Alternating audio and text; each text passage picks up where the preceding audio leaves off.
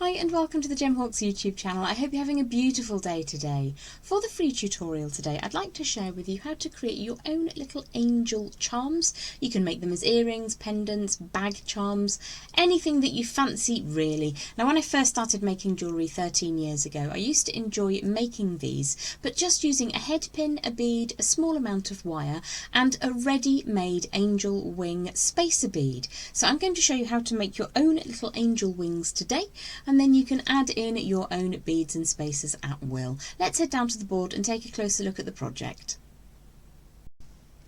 So I have for you a couple of examples today. Now we're going to be working in a slightly heavier wire, 1.25mm or 16 gauge wire for the wings and the length of the body of the charm. But I have made a sample utilising 1mm gauge wire and given that a quick hammer. So if you don't have the heavier gauge, don't worry, you can use your standard 1mm or 18 gauge. It gives it a really nice sheeny shiny finish when you smack that flat with your hammer and block. I would say, if you can though, to use the heavier wire. It will stand up if you're going to use this as a decoration on your festive tree or as jewellery. It's definitely better to have a little bit more rigidity, and you certainly get that with the heavier wire.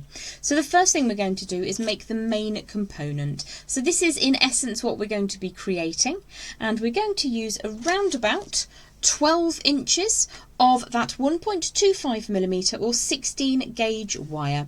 I have a length cut here and both ends have been cut flush.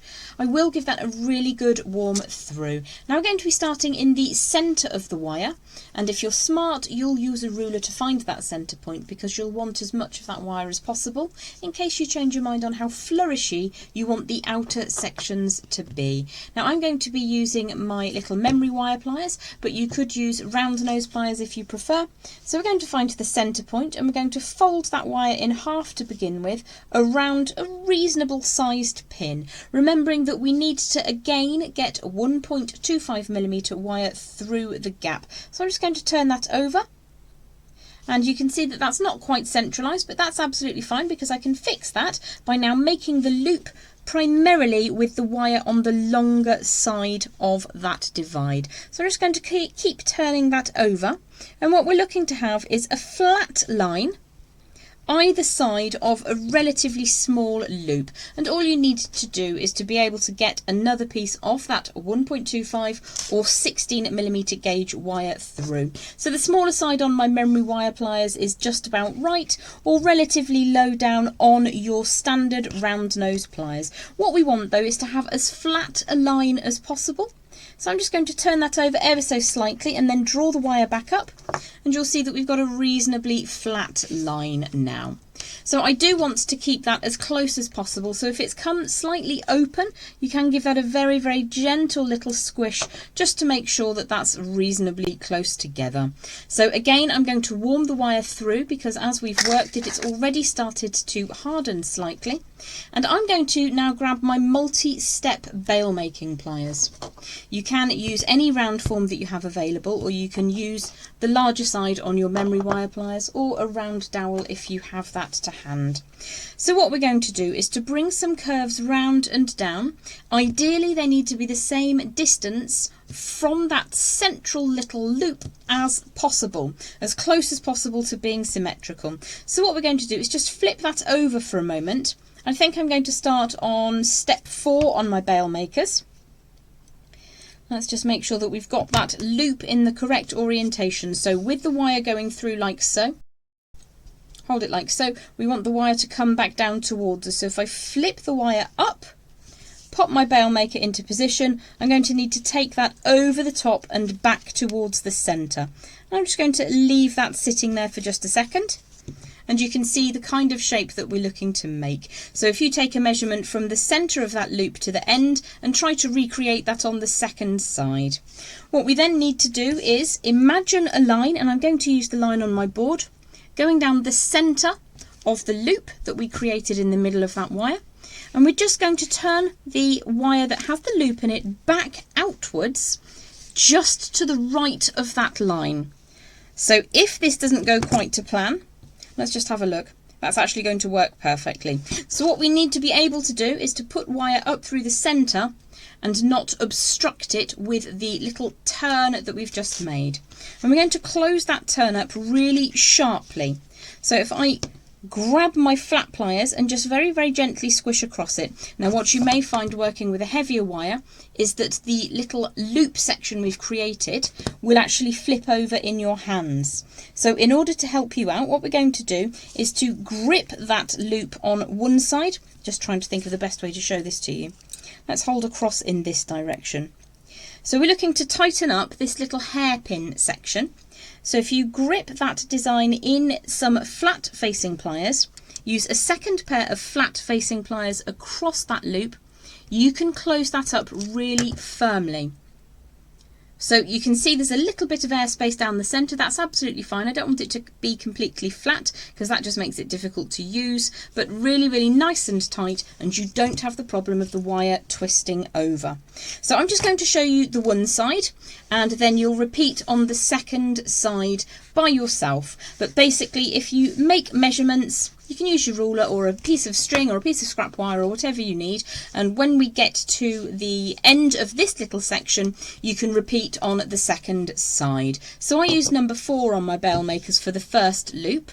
Now you can keep these all at the same size if you like. Sometimes I think it's quite nice to graduate them down in size. So we started with number 4. I think I'm going to use number 3. So I'm going to put the number 3 loop in position. You see where it is? I'm just going to roll those around so that the second curve we're making is ever so slightly smaller. Doesn't need to be a huge amount, just ever so slightly smaller. And again, we're going to turn the wire back around and bring it back on itself in exactly the same way, ensuring that we don't impede that imaginary line up the centre of the design. One of the things I quite like to do, and it's probably easier to show you this now, is to bring those little curvy bits up. So it's very, very simple to do. I've just literally pushed the whole thing up in the air. That is much easier for me to be able to see exactly whereabouts I want the wire to turn back on itself. So I've started to make a bend for the second little hairpin bend, and it looks like it's going to be in around about the right place. So if I take that round to almost 90 degrees, might be just a little bit close to the centre. So what I can do is bring my pliers a little bit further to the right, obviously knocking everything flying because that's the way it goes. Then what will happen when I continue that bend is it will move ever so slightly further out to the right, and it will then sit exactly where you want it to. How does that look? What do you think? So you have a choice about whether you want to make 2 large looped sections, these little loops on the end here, and then a coil at the base, or you could even go for 3 graduating down in size little wing sections with enough wire left over to create that open spiral down at the base. So it's up to you which of those designs you want to run with. I'm going to make a teeny tiny little loop similar to this, probably a little bit smaller, just on the base before I start adding my final coil. And that coil is really important because that's how we keep the whole thing together at the next step. So let's bring this wire back out all the way. And again, we will use a second pair of flat facing pliers to hold the form in position whilst we just close that end section up. You don't have to crush it, but it can still flip over. And if it does, just push it back round. It's absolutely fine. Wire is good like that. You can reform it. So obviously you want to try and prevent that if you can, but don't worry if it does. So I'm just going to close that up ever so slightly, and I'm then going to use probably number 2 on my multi-step veil makers now, just to make a really teeny tiny lowest part of the design. Bring that wire all the way back into the middle. And as I say again, you will repeat on the second side by yourself in a moment. I'm just going to show you the first side, or it's going to get very boring for you. So we're going to now take the end of the wire. What I would recommend is getting to this position on both sides of the design. So make the largest one, the middle one, and then the smallest one. Because when you bring both of these tiny little tails back across the body of the design, it's really easy to just measure that you have exactly the same amount on both sides. So I think I'm just going to stop the camera for a second and catch up to this point. So I'm reasonably happy that I've trimmed both of those ends to approximately the same size. What we're going to do now is a little bit of a spiral down at the bottom. What I will do here is just draw that ever so slightly forwards. I don't want you to do that, but it's just easier for me to show you what's happening if I do. So what we will do is use round nose pliers. I'm going to just grab hold of my little memory wire pliers. We want to make a reasonably open spiral down at the base. When you're working with heavy wire, it tends to be quite open anyway. So what we would do is just rotate that around until we get that first circular form moving, and then just manually push that around until it sits beneath the other pieces that we've created. So you can see the lowest one on my 3 is quite tiny, graduating down not only in size, distance from the centre, but size of the loop that was used to create it as well. So I'm now going to try and create a similar spiral on the other side. With your heavier wire, that does tend to be quite tricky. So I'm just going to again draw that slightly forward so that you can see what's happening. Pop the memory wire or your round nose pliers in and just rotate that around until you get that first section of spiral moving. And then we're going to continue to push that so that it sits underneath the other loopy sections that sit out to either side. So you can see we're almost there already. But what we are going to do is just grip the initial circular form that we made, bring those wings up slightly, and then just tighten everything up underneath. Now we don't want those inner racetrack hairpin bends to cross over, but we do want them to be quite tight to one another. So you may find that you need to just adjust. So I can see that my second on the right little racetrack hairpin is a little bit too far outside, so I can, using number 3 on my bail makers, just open it out slightly to begin with, and then rotate those around and just reposition that to sit where it makes me happy. So that's a little bit closer to being in line. The next thing we're going to need to do is to just open out the central section of those spirals. I don't mean the middle of the spiral, but the section that's closest to that imaginary central line. So in order to do that, because I don't have much going on in my spiral, it's quite tiny, it's very easy to just open it out like so. I'll do exactly the same on the other side so that we have a gap in the middle of the spirals towards that central piece. We don't want it to be too unattractive, so you can just take a little bit of time to make sure that that all looks lovely. And there's a tiny gap between the lowest looped section and the centre of that spiral as well. You can take a lot more time than I have to get this to be completely symmetrical, but that is the first step on creating our little angel charm together. Now if you want to use an oversized disc headpin and your own beads and spacers to go with this wing section, absolutely go for it. That's the trickiest part done. But what I want to also share with you is how you can create the complete form yourself in wire, and then you can just add a bead or 2 if you wish to. So let's head back down to the board and we'll put this all together. We're going to add in an extra length now of that 1.25mm or 16 gauge wire, having checked, like a smart person, that your chosen beads actually go on the wire, and they will. It's a little bit bendy. I have checked these earlier, so they do fit. So I've got a bead, and I've also got a little stacker skinny bead. You can use a rondelle or a rhinestone rondelle, whatever you fancy, as long as it goes on your slightly heavier gauge wire. So let's just pop that up to the top and grab some flat facing pliers. Now you could start with a simple round spiral down at the base, but I quite fancy having a slightly triangular spiral, which sounds weird, but it is a thing. So let's start by smoothing that 8 inches or so of the heavier wire, 1.25 or 16 gauge. Let's give that a quick smooth through. And we're going to use some flat pliers today. I'm going to grip across that wire and put a very sharp bend on it, so it's more than 90 degrees. That's hooking back towards itself.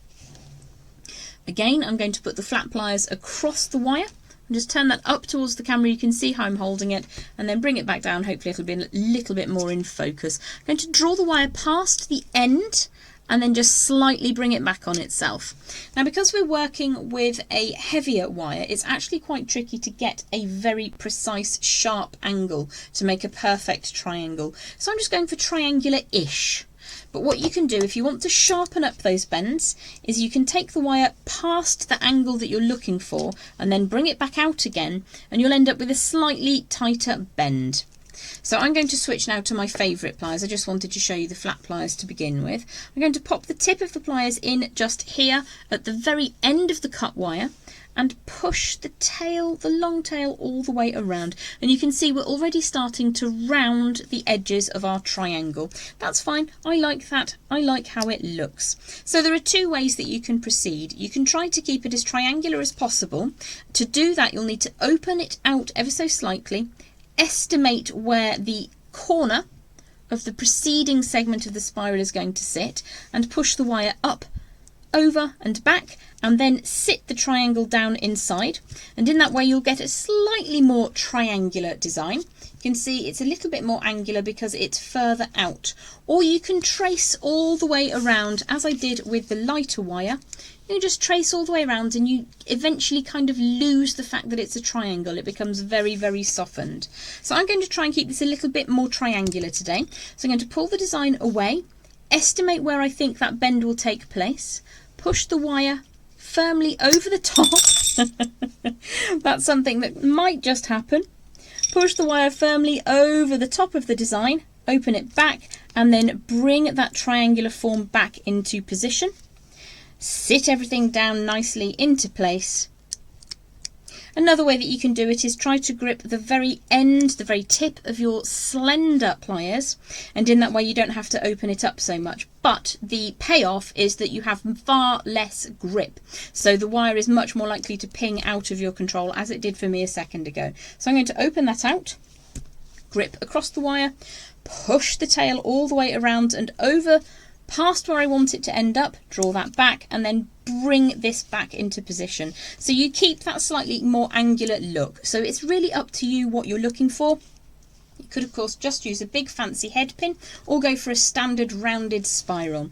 When you start getting further around, as we are now, you can just grip through the end because the distance is a little bit further along and you should be able to control that wire.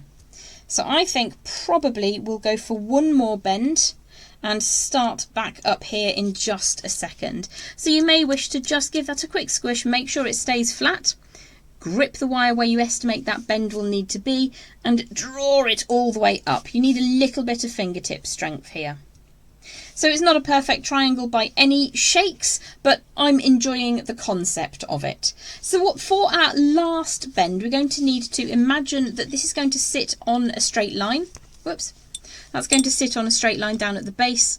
In fact, I think I might go round one more time because I think it will look nicer in that orientation. I think that's what I'm going to do. So having a little bit of extra wire on the end is always really useful. So let's pop those pliers in across the end. Take that bend over the top, bring it back round. Yeah, that looks a little bit nicer. You can see we've over sharpened that corner there, so you can just open it up, give it a little bit of a smooth. If you don't do it now, it's a sausage to do later, so get on top of it when you see it. When you're happy that I've got about 2.5 to 3.5 inches of wire remaining, that's more than I need. So I'm just going to estimate where that will sit on the line and pick a point just past where I think it should sit, and draw the wire upwards so it sits on a straight line. So you can play around with that angle as much as you need to get it to sit how you desire.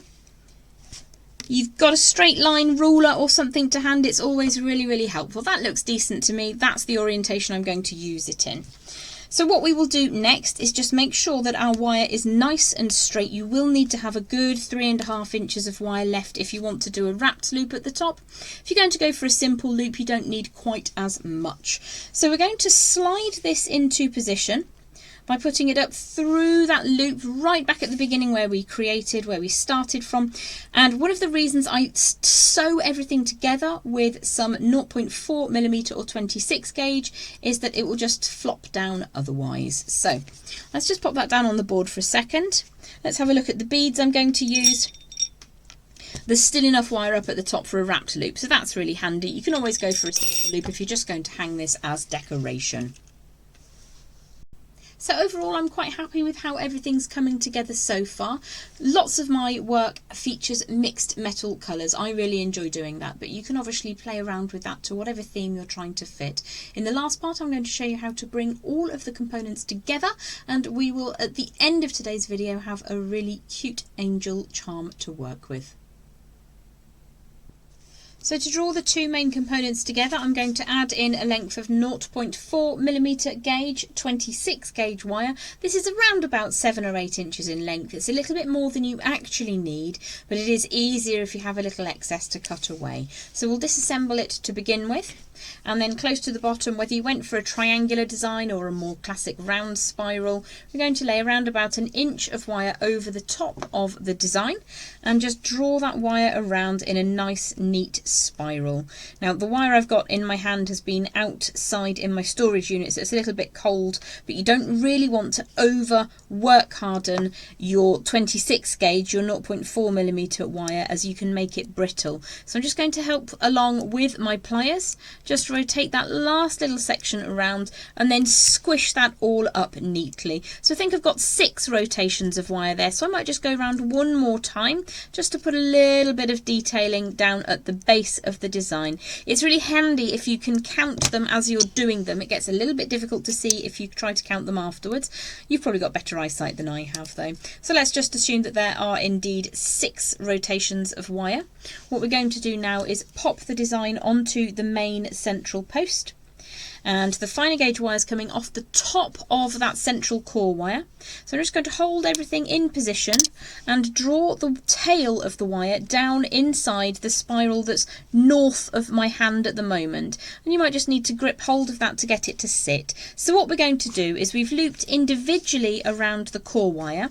Then what we're going to do is loop around the inside of those spirals, holding everything super flat.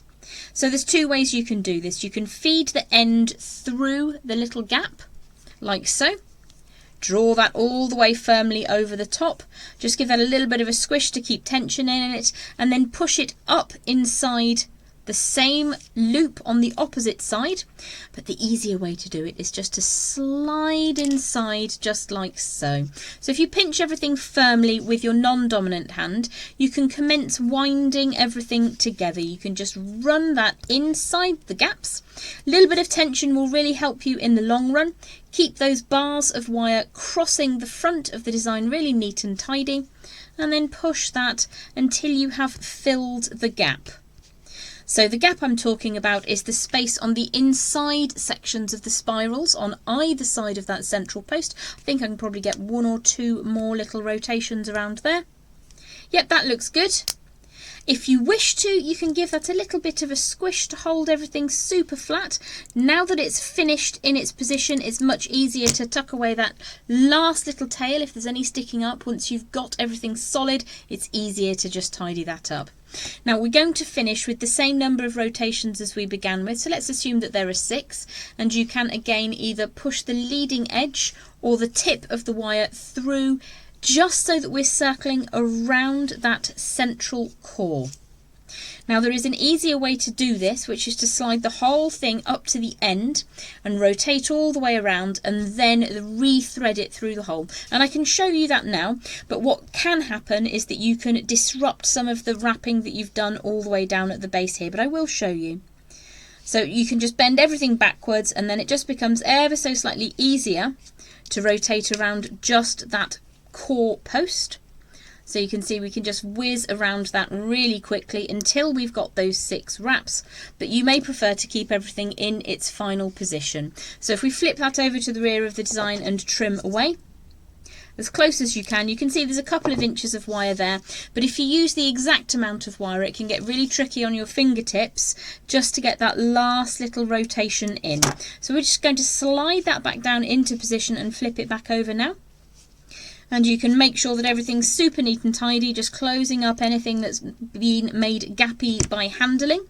And then we're going to add on our beads. So I've chosen a large round feature bead, but you could go with one of these lantern beads if you prefer. Anything that you fancy, as long as it goes onto the drill aperture in your chosen wire.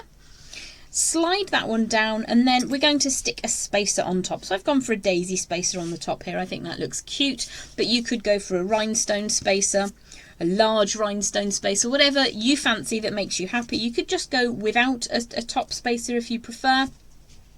And then you can either go for a wrapped loop at the top or a very, very simple loop. Now I've showed you wrapped loops about 1,000 times, so I think I'm going to finish today with a simple loop.